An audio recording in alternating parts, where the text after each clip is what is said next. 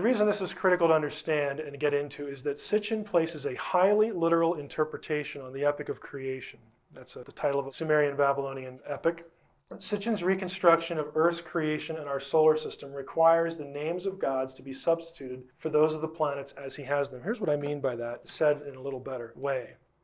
Sitchin knows, or knew when he wrote, I guess, I have to make this presumption, that it was very common in Sumerian Mesopotamian mythology and epic literature, just as it is for the Greeks and whoever, that the celestial bodies to them corresponded to divine beings. So they would name them. Well, that star over there is Marduk. That star over there is Ea. That star over there is Anki. And they would create correlations in their astronomical texts. They would associate stars with divine beings.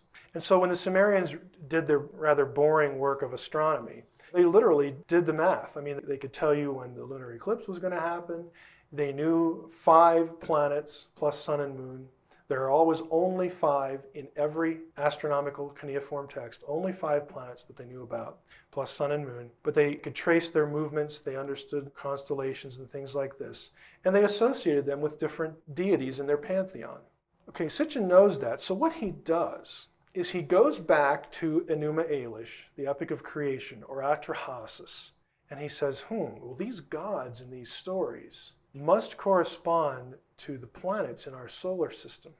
And he creates these correlations and then rewrites essentially what these epic tales are telling us. And he has created an entire counter-mythology, an entire counter-literary work that has a 12th planet coming into our solar system in ancient times, essentially colliding with a planetary body, some cataclysmic event, out of which comes Earth and Mars, and then this Nibiru planet goes away for a while, and it comes back in every 3,600 years. And he says that the Sumerian literature is actually describing these events, that when Nibiru came through, that the Anunnaki left their planet, or their ship that looks like a planet, came down here and genetically engineered us.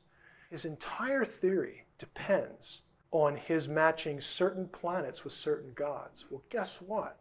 His matches don't agree ever with any of the actual Sumerian correlations between planets and gods. Here's the table. There are 5 planets, sun and moon. That is Mul Apen, the cuneiform astrolabe. On Mul Apen, the planets, and they include sun and moon, are listed. They knew of Saturn, Jupiter, Mars, Venus, and Mercury, and of course, Earth.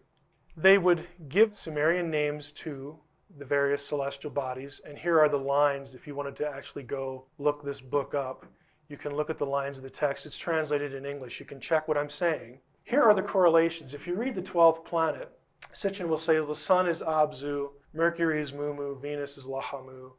The cuneiform astronomical text actually lists all of these. There is no Tiamat in this text. They didn't know of Pluto, Uranus, or Neptune. Nibiru, down here in Sitchin, was unknown as a planet, but note the asterisk. Nibiru is associated with Jupiter.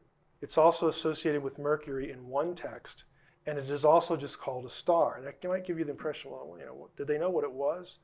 Again, we'll get to that. But the point here, at this point in the discussion, is that all of the actual correlations, none of them correspond to what Sitchin constructs.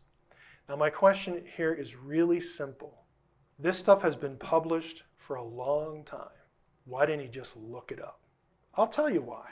Because he needs these correlations to take them back into the texts and reinterpret the texts for you, the reader, to concoct the idea of a 12th planet that comes in here carrying aliens, and that's how we got here. He's got to have these correlations, or his entire interpretive method is just dust. And that's what I'm suggesting you should consider it.